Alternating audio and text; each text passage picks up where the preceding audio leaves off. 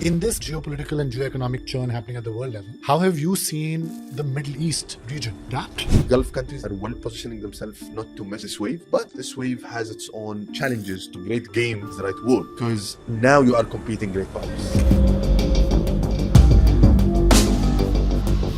Dr. Yusuf Al-Bulushi, the chairman of the Muscat Policy Council, Oman's first informal think and do tank, established in 2024. It really started to get the global powers to start acting like regional powers. That's leaving us, Middle East, with vacuum of responsibility from global powers. That vacuum is being used through different level of polarizations on the regional level, leading to fragility on the statehoods and allowing the non-state actors to be emerging within the system. One cannot think of the prosperity of any region if they don't have a game plan to compete in and lead in the world arena. What is the Middle East thinking about this? UAE and Saudi, they are really on the front part of AI. That's where we are seeing more and more investment. How do you see the Oman-India relationship evolving? The historical moment of signing SIBA should be built on. And I think maritime security and a bigger blue economy can be a pillar where Oman-India relation can really take it to a level. India is more important to me as Oman. So India coming AI Impact Summit, which India is hosting in February 2026. How do you make sure that the Global South, how will they be at the table?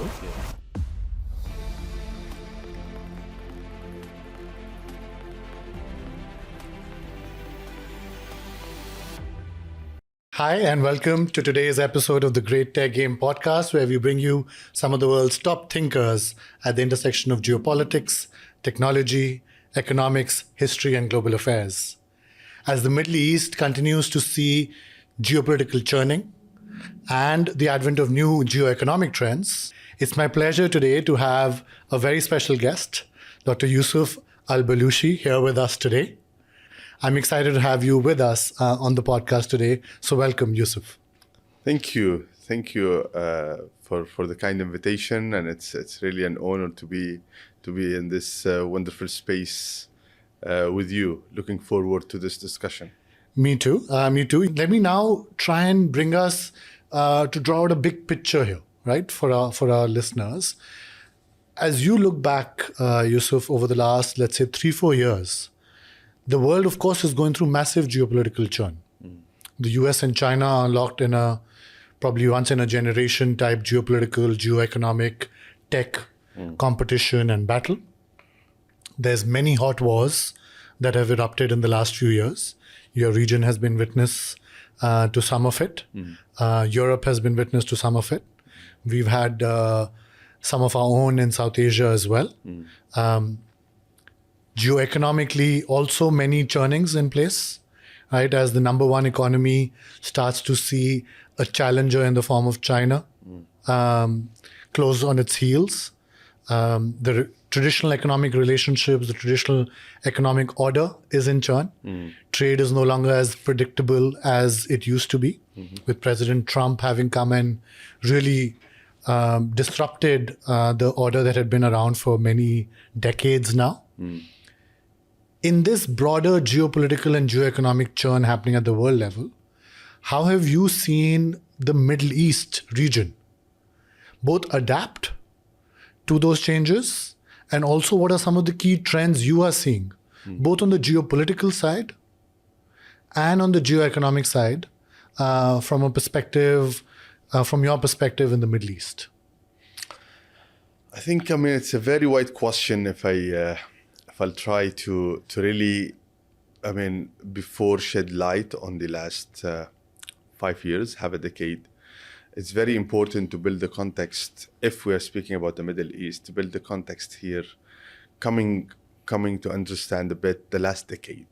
I think the last decade for the Middle East as well, it was a very high-tense decade, which was started with the Arab Spring across a lot of countries, and then it was a different polarization over different ideologies, and not necessarily religious or Islamic ideologies, but as well some political ideologies were playing and kicking on.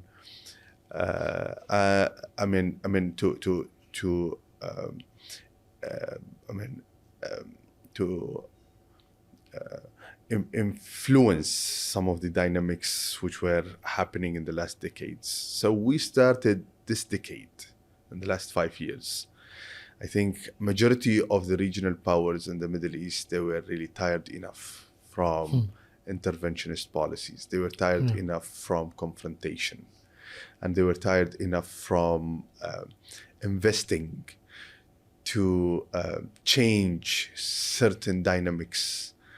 And I think the most brutal ground were Levant and the southern Arabian Peninsula toward the end. So I am referring here Syria, I'm referring here to Lebanon, I'm referring here as well to Yemen. So these were the main areas toward the end of that decade.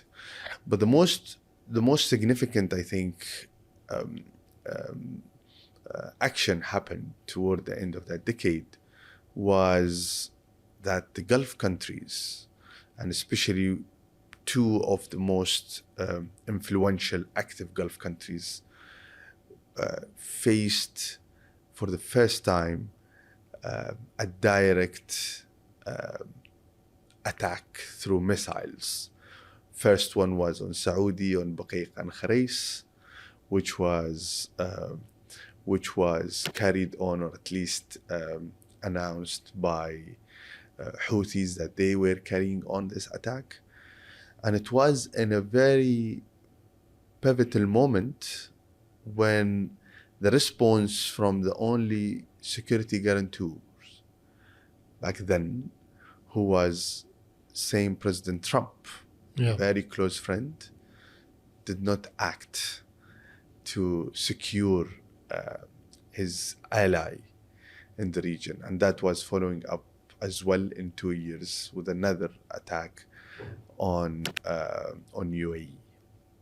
I think those two attacks, this is what we ended up last decade.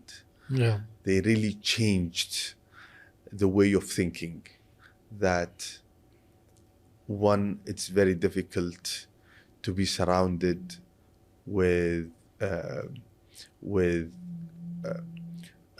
war zones, conflicts, and being able to still secure yourself, not to be dragged to that. This was the first realization that if you are surrounded with fire zones around you, and this is here, I'm talking typically from the GCC point of view, the fire will reach to you. Despite how secure you are internally, despite how prosperous you are internally. And the second thing, I think that was the first shocking moment when the real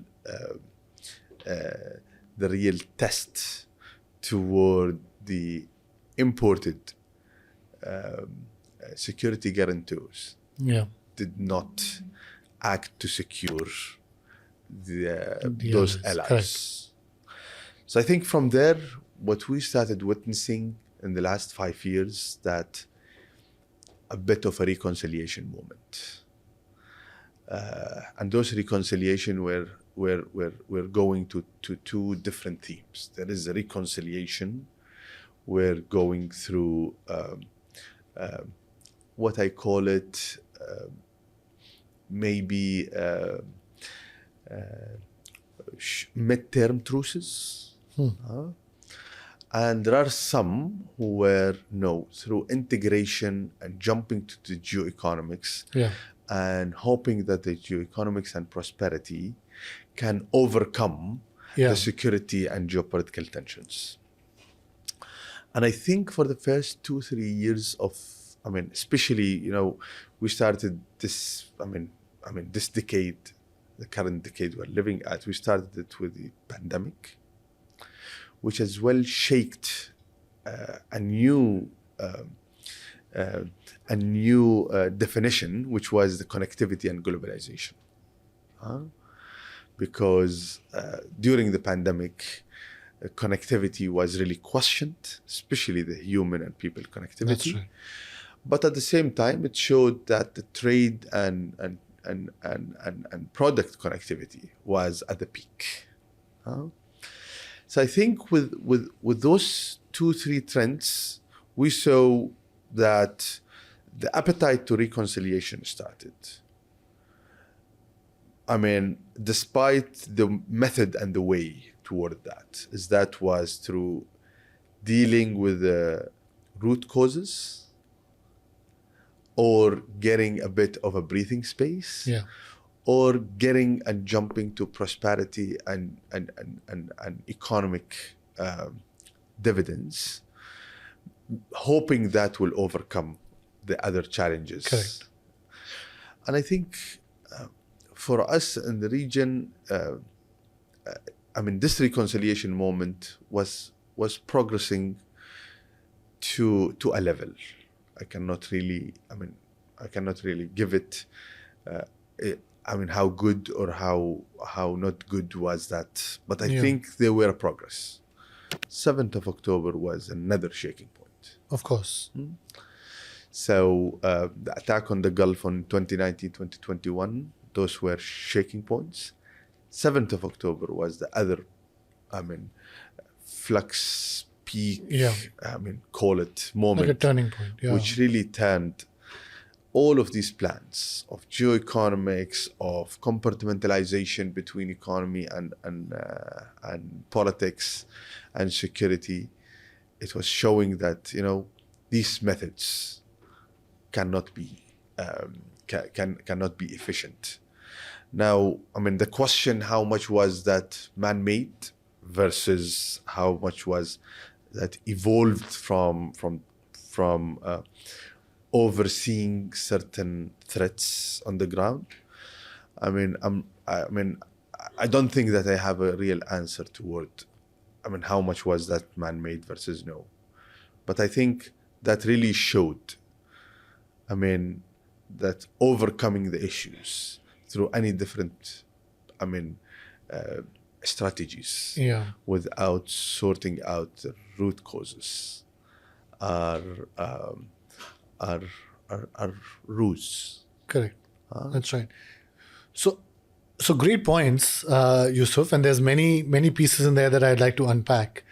So as the reconciliation gets halted almost, right? And the reconciliation, I'm here assuming that one of those was, of course, between Israel and Saudi Arabia. I mean, the integration of Israel project widely through Abrahamic Accords. Correct. To the through region. the Abrahamic Accords, that gets sort of halted, amongst other things. And as you're saying, the reasons and what leads to it, what doesn't lead to it, it's hard to say. But tell me, in the post-factor world now, after those shaking points have occurred, how do you see the landscape now? So how is the region and how the key actors in the region now thinking about how they will move forward, both in terms of their own dynamics within the region and their relationships with each other, and also how the region as a whole might interact with the rest of the world? It's very interesting to look at the projection, and I think that's very very important. At least, I mean, there are few thought lines which I can really maybe discuss here without having a clarity where the region is heading to. And I think I think that's very difficult to all of us to look at. Of course. But what I want to mention here, I would really start with the point that, you know, I mean, at least if we're saying about West Asia or naming it Middle East, there are, I mean, from security point of view, there are two, I mean, confirmed points which were confirmed in the dynamic of the last 3 years. I mean, one, I think the centrality of the Palestinian issue. I mean, overcoming that issue, overlooking that issue, and trying to sort the things around it without touching base on the reality, without really getting to the right of the statehood to the Palestinian. I mean, the region will stay fragile. I mean, despite who will be using that reason. For the past 8 decades, that problem was there. It was used by different Various ideologies, players. various reasons, but always it was getting us to the same bottom points. Yeah. I think the second realization, it was very much confirmed that the threat perception toward Israel, it really came very clear in the past, at least I can say in the past 2 years. This was not, earlier Israel was seen from the Palestinian-Israeli conflict lens only. Now Israel is seen from the lens that it is the only uncontrolled hegemony in the region where has the capability to attack 7 different capitals at the same time without the international system questioning that. And this will take me to the reality of the question where when you are talking or when we are discussing how we can project to see the situation, I think first of all we need to go and look to the international trends. And one of the real international trends that the global system in flux. It's not Correct. only the region. That's right. And that global system either, from the global governance system is in flux. The question of what type of world we're living at, which type of world we're heading to. Is it bipolar, multipolar, apolar? There are all of these definitions. But it's very clear that we are in the middle of, not being That's able right. to recognize in which point we are standing at. That's really letting, I think, not only the regional powers in different regions in the world to start looking onward. It really started to get the international or the global powers to start acting like regional powers through looking only onward and not taking the responsibility of the global system. Yeah. That's leaving us with, at least in the region, in the Middle East, that's leaving us with vacuum of responsibility from global powers. And that vacuum is being used through different level of polarizations on the regional level, which is leading to more and more fragility on the statehoods and allowing the non-state actors to be more and more emerging within the system. So statehood is really under the question in the region. And this question of statehood versus non-state actors, it's adding acceleration to the fragility in the region, where we are seeing some very dangerous symptoms coming. I can name 2 of them immediately. More of extremism, which is very clear, and then overlapping of the conflicts. Earlier we were talking about, issues in West Asia or in Middle East. Now, how much of these issues are connected to what's going on in the Horn of Africa? Yeah. And how much Sub-Sahara is connected to that? And look to the other side. How much are the, central toward South Asia dynamics are impacted? That's right. So I think this overlapping and extremism, just imagine how many potential wars just in 2025 were about to fire. Yeah. And it was even controlled. And I'm not sure if those were controlled for good, or those were, again, some tactical truces to come back to those issues. Yeah.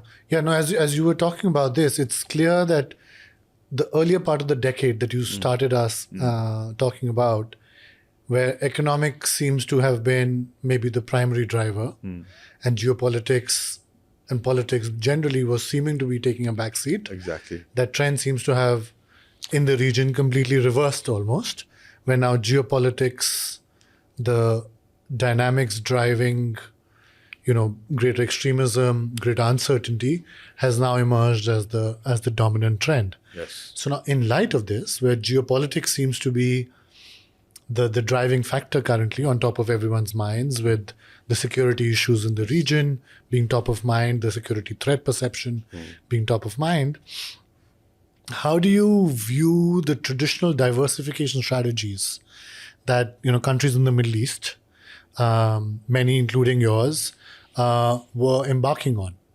Right, where the idea that the Middle East did not want to be merely a resource or an oil and gas driven economic hub, but rather wanted to be a hub for tech and innovation and entrepreneurship, wanted to be active investor and provider of capital to tech and innovation globally, right? We have some of the biggest funds sitting out of the Middle East that are investing in Indian startups as well. And of course, massive projects like the Stargate projects, etc., G42 out of the UAE. The Saudis are investing big time into tech. How do you reconcile these two? Would the diversification strategies of the Middle Eastern countries also, as a result, get impacted by this greater geopolitical churn and the dominance of geopolitics and security issues again in the region now? Yeah, I think, first of all, I would start to say, let's really compartmentalize the Middle East and not trying to take some of the enlightening trends happening in the Gulf and try to apply it on the wider, because I don't see that the same vibe is having in different areas. So I think what you are saying in terms of the diversification strategies and projects, especially within the GCC, economically, we have two ways of looking to diversification. There is international allies diversification, but there is economic diversification. Economic diversification, these were visions which were emerged for a while, and I see those visions are incredibly progressing very well across different countries in the Gulf. Now, they are subjective to different level of progress, but I see all of them are progressing toward those diversification. And at least all of them, they realize the importance of diversification. Correct. That's why all of them, they have strategy how to diversify. Two, I think, in the economic and investment field, the good thing among the Gulf countries that in every decade or in every moment when there is a role model coming, you see some sort of positive competitiveness comes from another city or another country trying to reach to that bar economically. I totally admit that sometimes those type of competition being politicized, and that really ruin the entire atmosphere. But I am for the positive competition which were happening in the Gulf. Correct. If we were not having Dubai's example, 2 decades or 3 decades back, we will not see any good driver to happen maybe in Doha. That's right. And the success of those two, we are seeing how wonderfully Riyadh is progressing. We see how Oman is emerging to that. And each one is providing as well. And as well, Bahrain, they are having their wonderful plans. Kuwait, they are really shaping their strategies. And when we see that all of these 6 countries, they are not only diversifying themselves or their economies, but they are providing for the outcomers a diversification of solutions Do you want a bit of, nature? For example, the tourism. Do you want nature? You can go to Saudi and Oman. Do you want modernity? You can go to Doha, and Dubai and Bahrain. And so, all of these can provide that level of diversity. So I see the economic diversity projects are progressing to a good traction. And they are really developing a new standards to each one. Just look that the Gulf between 2020 to 2035, 2 World Cup will be organized inside the Gulf. Yeah. 2 expos are inside the Gulf.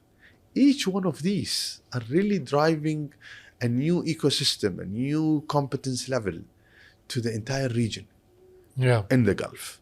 Now, how we can really bring the wider Middle East to come and use this as an elevator to the Middle East, that's a question all of us we need to deal with, due to the connectivity, not only of the opportunity, but how much is the risk are connected. So I think for us in the Gulf, and there is a deep realization with the wise leadership from all their majesties and their excellencies, the presidents, emirs, sultans, and kings of the Gulf. I think there is a deep realization how to invest positively in the wider regional security. But having said, from the economic point of view, and that's why when we are seeing how much positively Syria was welcomed after the changed. You see all the 3 countries were at least who I call G3. So we have Saudi, UAE, and Qatar. Who are being in the driver's seat on this, for example, on the welcoming of Syria. So I think, there is the realization, but we need, again, I will stress on the point, we need to keep away the politicization of this competition. And unfortunately, there are a lot of cases in a lot of different fields that this competition is heavily politicized. Yeah, and I think, to a large extent, if you look at any country or region, anywhere in the world today, you can actually take a look at the US or Europe or South Asia or the Middle East or other parts of the world, you'll find that there are almost always 2 trends pulling apart. One is this economic, forward-looking, tech and innovation-driven trend. And then on the other side, there will be political concerns, domestic political concerns. It could be around immigration. It could be around political conflict. It could be different ideological strains, cracking at each other. Absolutely. And I think the success of any region or country ultimately depends on what you just said, which is to what extent can you, one, contain the thing that's holding you back. You're right. And unleash the trend that hopefully takes you into a more competitive global positioning.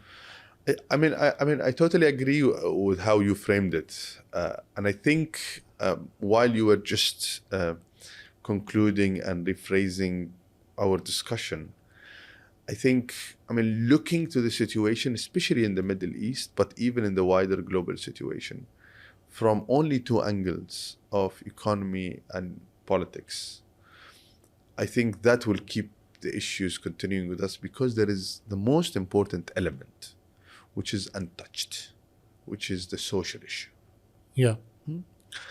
And the question of the social challenges, and it's a wider ecosystem. You will go and touch the education, the health, the equality. You will touch all of these questions.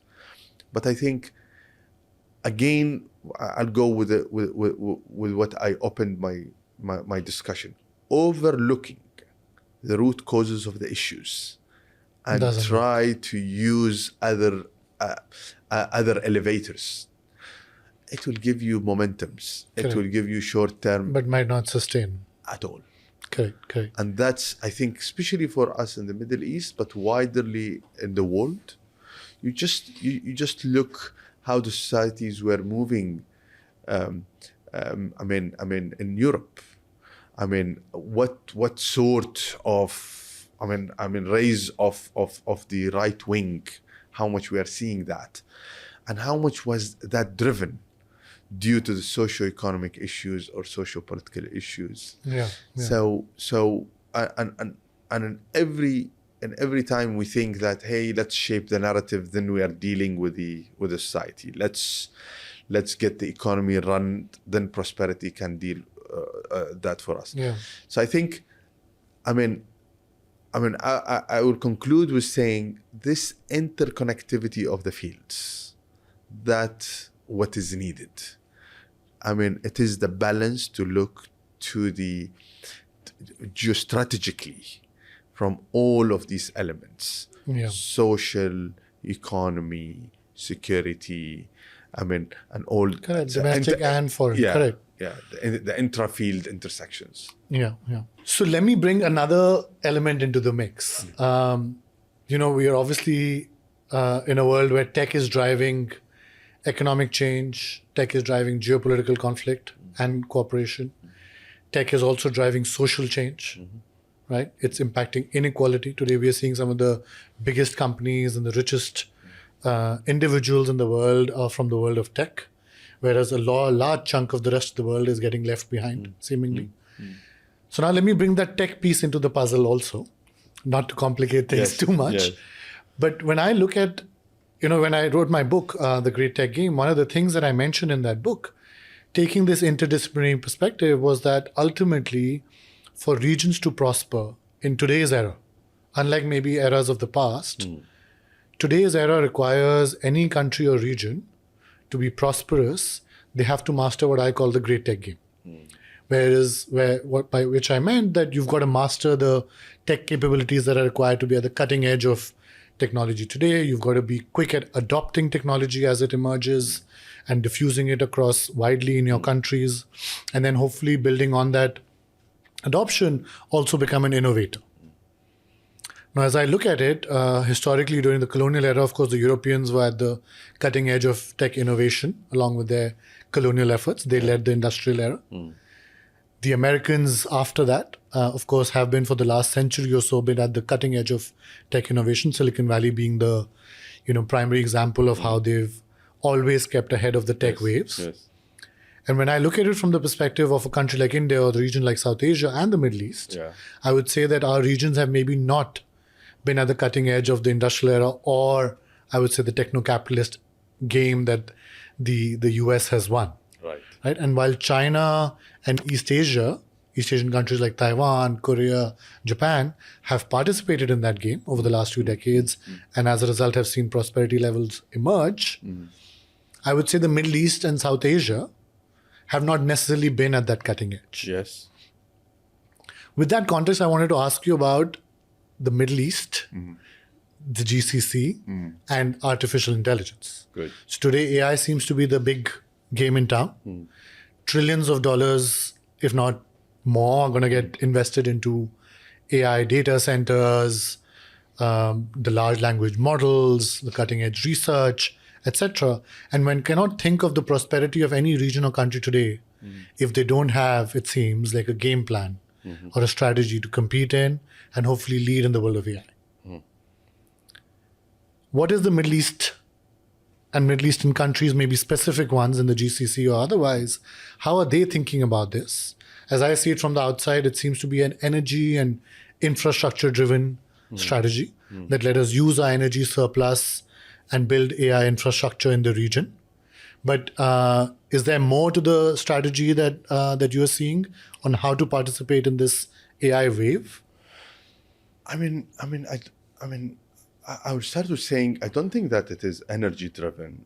I think, first of all, I totally agree that there is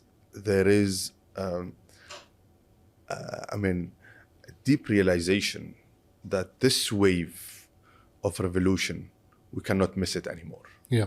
Especially within the GCC countries. We missed, as you said, the earlier waves. Correct. But this wave, we cannot. And that's why I think everyone is strategically positioning themselves to play a significant role, not only as a country. I mean, with all of their resources, some of them, they are mobilizing heavily their funds to invest in other countries. Correct. So that's not energy. That's right. So the Saudis and the UAE are prime examples of that, or is that? I mean, obviously, I was coming to the example. I mean, UAE and Saudi, they are really on the front edge of that. I mean, I think the entire flow of, tech and digitalization. I mean, it is across different. Across the Gulf countries, I can say, but the part of AI, that's where we are seeing more and more investment. I think UAE were ahead in positioning themselves. Saudi as well, they are very strategically positioning themselves. You see, even the energy they are using, they are not using the energy which they are producing. I mean, when we look to UAE, for example, they position themselves through peaceful nuclear energy to be in the heart of this strategy. I think wider than that as well. Now we are seeing Saudi.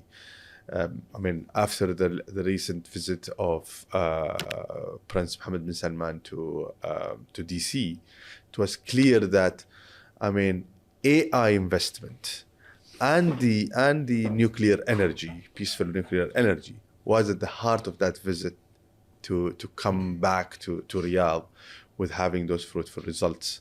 So I think, in terms of investment and positioning themselves in the middle of that, I think those two countries are there, but I think the rest of the Gulf countries, at least if I speak Oman, maybe as well Qatar, they are positioning themselves maybe not within the country investment so far. In Oman we started that to roll down because I think there is, even we were about to start off working on AI geopolitics, which is very important as well to see. All as you exactly mentioned. How much all of these assets, resource, energy, cables are positioned geographically. That's correct. And how much of these will be really connected and through which route? As we are talking about a lot of economic corridors, but nowadays there is a lot of AI corridors which we are not sensing because they're not packaged as corridors. But those are data centers, those are energy connectivity, those are different layers. Yeah, there's subsea cables. I think there are subsea cables. So, I was really trying to imagine, and I think there is a wonderful researchers in the Middle East who's looking behind that, who was explaining this to me, and we're trying really to explore more and understand how someone can really look into this ecosystem of what AI needs from as a value chain. That's right. And position yourself somewhere. You don't need to be somewhere to create a niche for yourself. Exactly. So I see the Gulf countries, they are well positioning themselves not to miss this wave, but as well we need to realize that this wave has its own challenges to position yourself because as you know, I think the great game is the right word, because now you are competing great powers. Correct. Now it's not the question that you are competing regionally, and here you are talking about a wider ecosystem which need a lot of semiconductors, which need a lot of smaller technologies and systems. And all of these nowadays are either weaponized or politicized. So absolutely. So I think the geopolitics of AI, as you rightly termed it, is a key factor here for any country to think holistically about. Yes. I think, as you rightly mentioned, some of the countries in the Middle East and the Gulf, the Saudis, the UAEs are of course providers of capital for that innovation. They are big investors in Yes. a lot of the top AI firms today. There is this effort to establish data centers, etc. as well in the region, where they're using existing energy sources or Yes. setting up new ones, as you mentioned, or on the nuclear side. But alongside this, one of the complexity that arises, and even a country like India is facing this, I think Europe is facing this, that the number of firms and the number of countries leading the cutting edge innovation in the field of AI seems to be very few. Yeah. And therefore, there's this concentration of power, there's this concentration of great talent. Yes. The top tech talent, the top research talent is concentrated in literally a few firms in either Silicon Valley on one side or China in the other. And therefore, for regions like the Middle East and even for India to some extent, one of the things to be kept in mind is how will you manage and solve for your digital sovereignty in a time and the ability to be autonomous in your decision making when it seems like all the power in the world of AI seems to be concentrating in the hands of a few. So much like we've been discussing on the geopolitics side, Yes. where sometimes your fate lies in the hands of superpower conflict. Yes. Yes. They will dictate when a region will remain peaceful or You're not. right.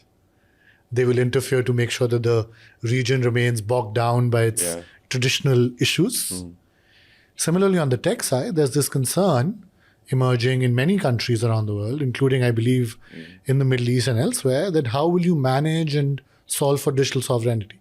So what are your thoughts on that? Are countries in the region thinking about how to solve for digital sovereignty when much of the cutting edge innovation, much of the top tier tech talent seems to be sitting outside?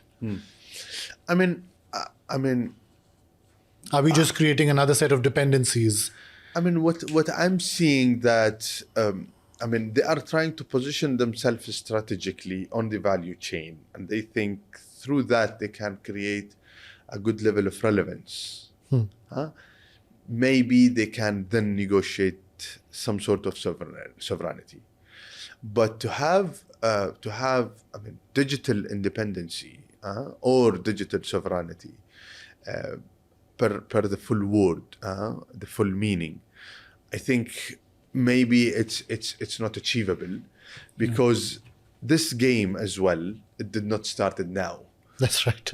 It started long back, and even for us now, if we will not invest as much as we are investing on the infrastructure, invest as much as we are infrastructure of AI, invest as much as we are investing on entrepreneurs and projects, if we will not invest at the same level and the same amounts into the R&D of the new wave of these developments, we will always be behind. Correct. And I think the scale we are talking about, the knowledge-based scale, so the knowledge, number of universities, Correct. number of graduates, all of this is structural limitations where you cannot compete. Yeah.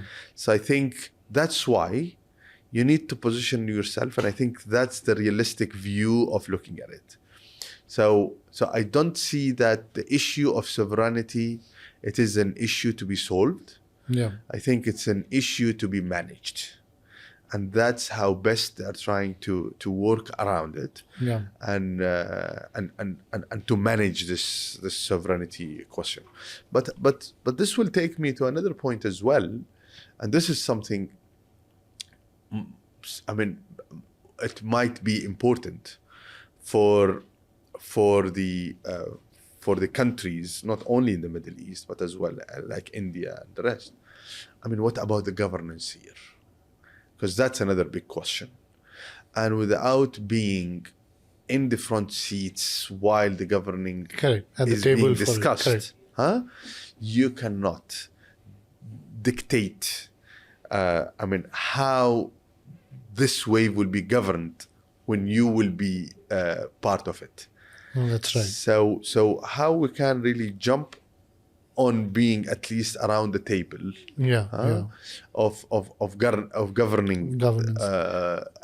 of the sector. No, I think in that's an general. absolutely important point. And I think for India, the upcoming AI Impact Summit, which India is hosting in February 2026, which was last hosted by France about a year ago, I think is actually looking at that question very deeply on how do you make sure that the global south, countries that are not the US or China today, how will they be at the table Yes. when the rules of the game, when the governance rules, what do you want this technology to solve for? Yes. What are the problems you want it to focus on solving? Yes. Right? Because the problems Oman and India are facing are going to be different from the problems, let's say, the US or China are facing, True. or Europe, right? True. So I think the issues of governance are going to be equally important. You're right. As much as the conversation around who owns the infrastructure, who owns the models. And the point around strategic autonomy that we talk about in the Indian context, or digital sovereignty, as you and I have been discussing, there seems to be one other element or strategy that I want to explore with you. As you look at, which you rightly pointed out, the tech world, it's very hard to be completely self-reliant. You cannot have complete sovereignty or autonomy in that sense. But one of the key threads that countries are starting to emphasize is partnerships with more than one, which goes back to the question that we were discussing around Middle Eastern countries' strategy of diversification, not just economically, but also geopolitically, right? Having multiple partners.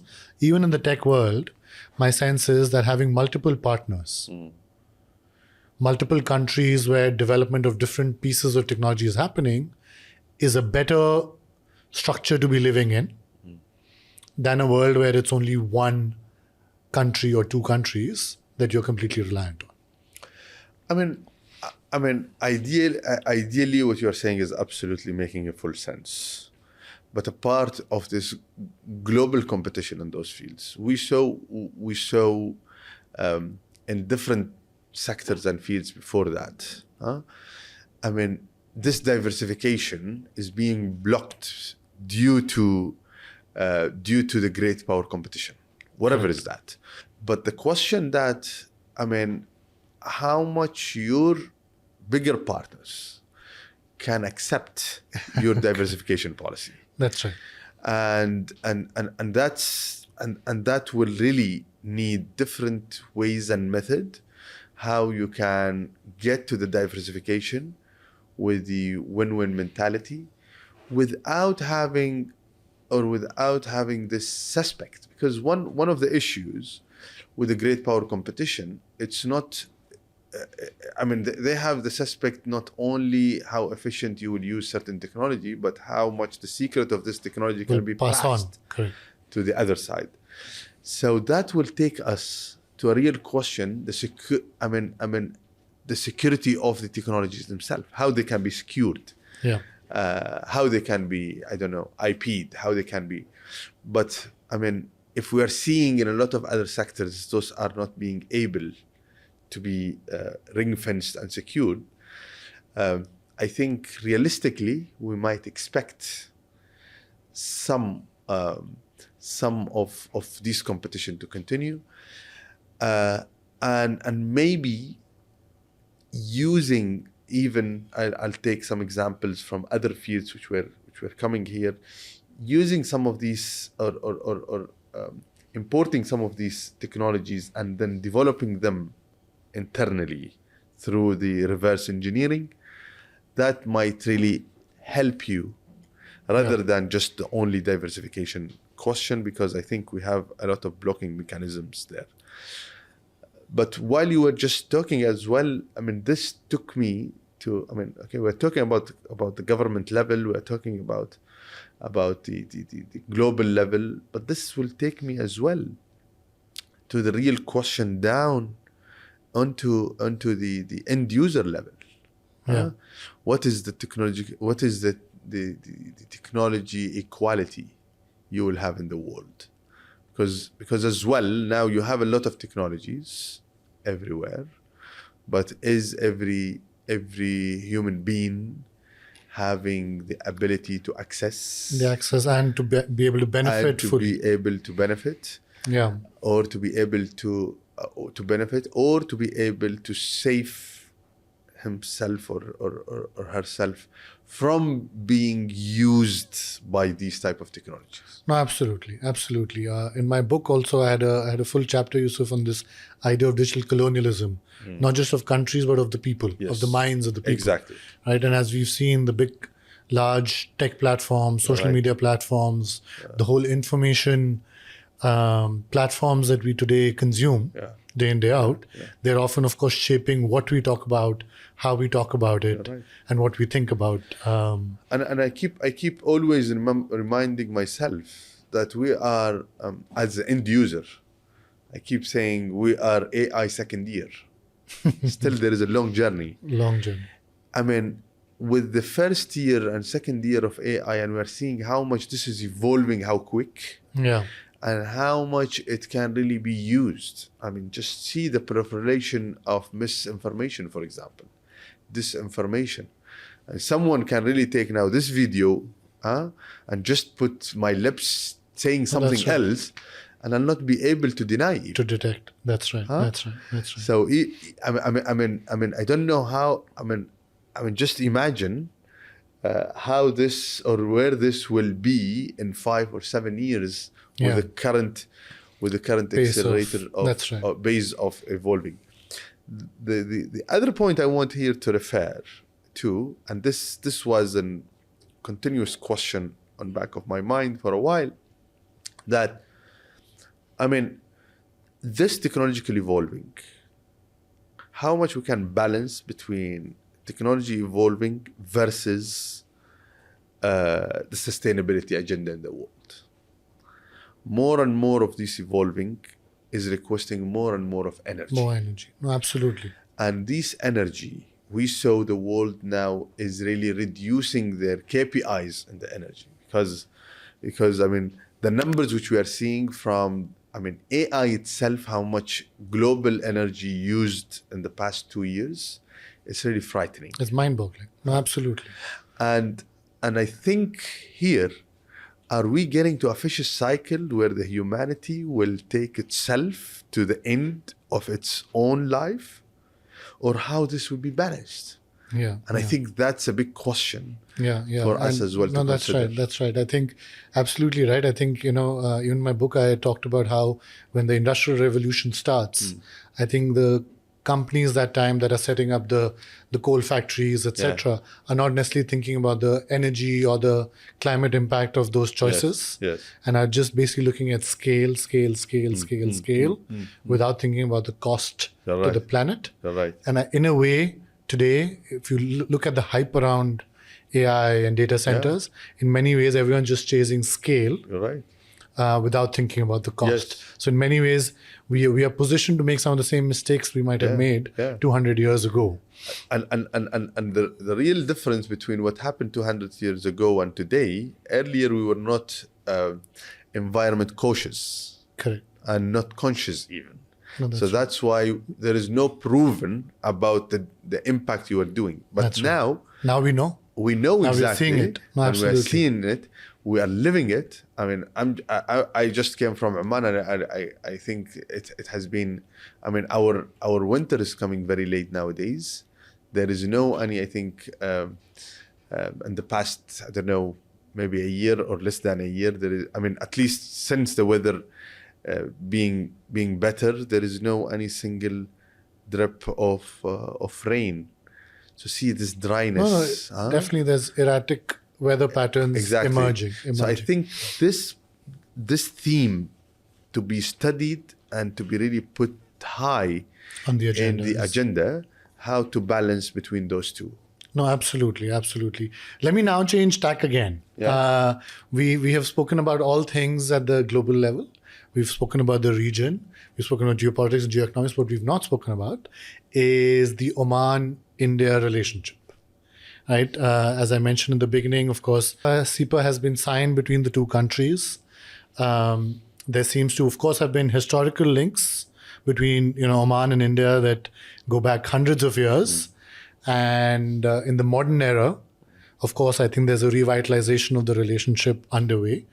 But in the context of everything we've discussed today, Yusuf, the geopolitics of our time, the conflicts of our time, the changing economic order, right? The tech developments. How do you see the Oman-India relationship evolving? Where do you see maybe opportunities for greater collaboration, right? And where do you see maybe the strengths of both countries coinciding? I think what is, I would start to say, first of all, as you rightly described it. The relation, it's very rooted, historical, cultural. Our cuisine, how much it's impacted with the Indian cuisine. How many Omanis speaks different languages are spoken here. So culturally we see already things Correct. which were there for hundreds of years. Even the link between the ports of Matrah and the different ports here at the India side, either, for those ship lines, which 300, 400 years, either were going north to Basra or south to Southeast Africa. All of these were some sort of, historical, integration were happening. Now, I see that we left the position of, culture to culture, society to society. I think there is a lot has been done. And even if I'll go and see how much the Indians really contributed to building the newly renaissance Oman in the last 60, 70 years, in all aspects. Yeah. Not only as talent being in the ground, but as well as capitals were there, as minds were there.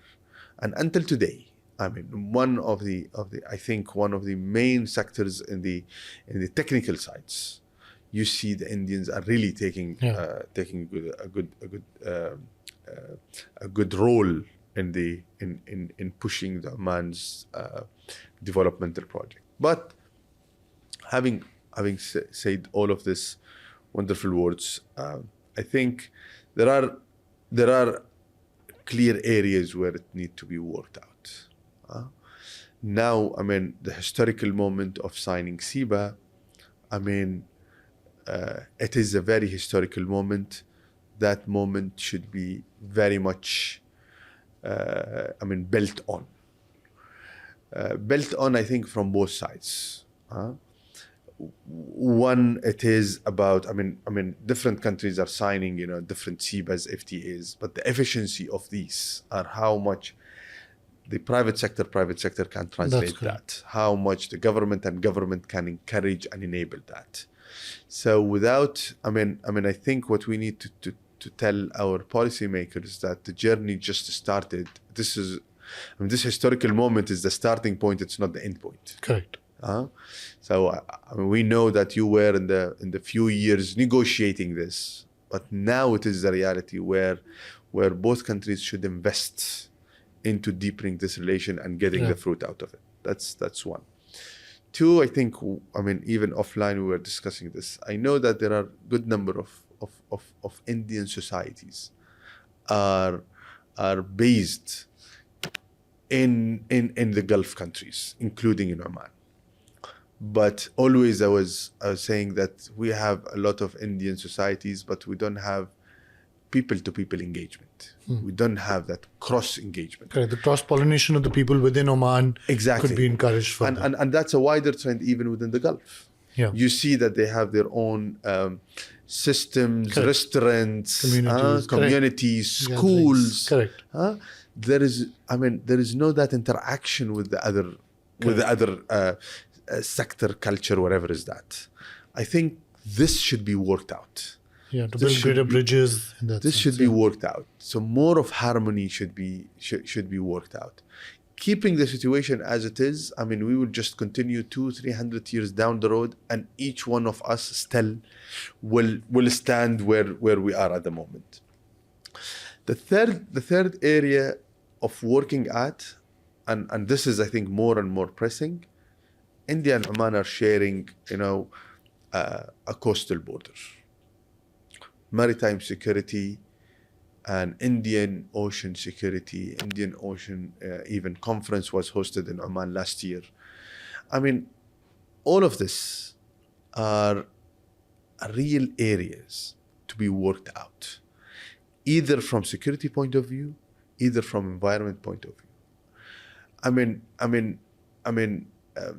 When I look to the situation, for example, from the sustainability or environment change, India is more important to me as Oman because we are facing the same challenges That's right. than anyone else called we are in the same region of Middle East. Yeah? Absolutely. Because your region differ based on the theme of what you are talking about. That's right. That's right. So, the security, as I said, we have a very open ocean here. We have a very turbulent area. We have a lot of ships are being captured. We have different type of risk we are seeing here. And I think deepening this type of coordination and collaboration, it's very much important. Yeah. Especially when we take it to a certain theme that will build a base that can be replicated in different fields after that. And I think maritime security and a bigger blue economy can be a pillar where Oman-India relation can really take it to a new level. The last thing I think I wanted to refer to that it need to be worked at, it is really a more discussion and engagement and understanding of the political positions and the dynamics. Because let me be a bit honest here that I think there are a lot of alignment between Oman and India, but I think in the international relation, there is discrepancy and differences more than alignment there, at least in different files. And I think that needs more and more of work, that needs more and more of exchange. Correct.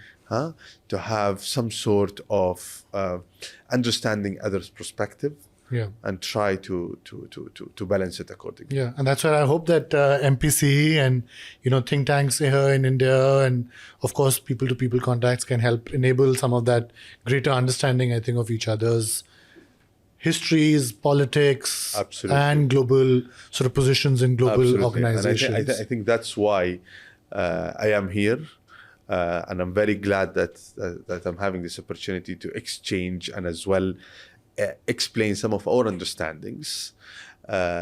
Within the time as well, I'm engaging with some of the think tanks where we are hoping, starting from in the coming years, that we can boost this type of engagement more and more. And I look forward as well for you maybe to come and have a round of interviews with Omanis and vice versa from the other side, from the Indians who are in Oman. Correct. And really ask them some of these discussions, and you will see. I think you will be fascinated with the answers and with those perspectives, which can really help your audience to see this perspective. Yeah, no, we'd love that. And I'd personally love that. We're going to end this. We've had a great conversation, Yousuf, and I want to end now with a rapid fire segment that we typically end our podcast with. So I'm going to keep throwing these questions at you. Quick, short answers. Okay. And we'll have fun with it. So quickly, Oman's most important foreign partnership. Most important foreign partnership. Very interesting. I see still UK. The UK. Oman's biggest strength. Biggest strength as a country. I think being a convening space, that's the biggest strength. And now convening, it holds all the meaning of that. Either politically it's convening, economically it can be bridge. Well positioned between different regions. So I think being convening space. Great. Oman's biggest weakness or things to be really worked upon as a country. I think more and more work on marketing about Oman that they are real convening space. I mean, the problem that always Oman is being seen from a perspective that it should be a market for something, or it should be polarized towards something. I think the strength should be well marketed. That's one of the. 10 years from now, which Middle Eastern country is likely to be a tech powerhouse? UAE and Saudi. And Saudi. Now, from layperson's perspective, if you were a 20-year-old Omani student today, right, or your own younger self, would you study economics, computer science, or something else? يعني I will. I mean, if I will look to the market where it's going, and I want to study because I want to study to work, then obviously computer science. And I don't think only computer science. I'll go more than that, and we will look to more of AI programming, because I think computer science is an outdated module and topic nowadays. Great. I know this is your first trip to Delhi, as you were telling me, but Yes. not your first trip to India. Yeah. But your favorite city in India? I mean, I spent a wonderful time on Srinagar or Srinagar? Srinagar. Oh, very nice. I loved it. That's the only space I have been before, and I'm really looking forward to go back, because I spent there around I think 11 or 12 days in the heart of the nature. Yeah. I loved it. We were hiking there. Correct. No, nothing better than hiking in the Himalayas in India. Yes. I recommend that to everyone, every friend of mine who visits. I think more than going to some of the more traditional touristy places, hiking in the Himalayas is, I think. But I think here I want to refer more, I mean, what more fascinates me about India more and more, and what I would love really, I mean, if I have a space of time, I think, I mean, India by its size in all aspects, by its size in the history, in the culture, in the geography, in the population, and all of that. I mean, I would love really to dive in to understand this mosaic. Yeah. That's something always tempting to me. It's the project of a lifetime. Something or many around lifetimes. That's something right. around that. That's right. And the last question in our rapid fire: which thinker or book or any other kind of influence of yours would you share with us? It could be a political thinker, it could be a philosophical sort of thinker. Tell us who has maybe influenced your thinking on many of the topics we've discussed today the most. I mean, maybe if I would refer to something recently, because in every part of your life you see new trends, so you get influenced with someone else. True. But what I would refer to at the moment, there is a wonderful Arab thinker who is from Sudan, who's very much these days, and he's a very good friend. I sent him all my regards. His name is Ghassan Uthman. I think he's one of those who really convinced me over the interconnectivity on multiple sectors, how to look to the political issues. Yeah. And I think that's a very important added perspective to my thinking lines in the past few years. So I would really recommend. I'm not sure if he got any of his books translated in English, but I know that he got more than 11, 12 books which are explaining deep down. I mean, what are some of the issues in the social structure, especially in the wider Middle East. Now I look forward to that. And if English translations don't exist, AI can come to our rescue there. You're right. But this has been fascinating. Talking to you, Yousuf, and covering everything from what's happening in the world to the region to our respective countries. And I hope that you have a great visit, of course, to Delhi this time, and to many more visits to India. And as we discussed, more visits to Oman. And seeing you in Muscat. That's right. And I look forward to that. And thank you again for taking the time. No, thank you. Thank you for the again for hosting me here. and I hope that that what we discussed would be of an interest to your follower and listener to your podcast, and looking forward for further of this and taking up you as well to break through the first visit to Muscat. Looking forward. Thank you so much, Yusuf. Thank you. Thank you.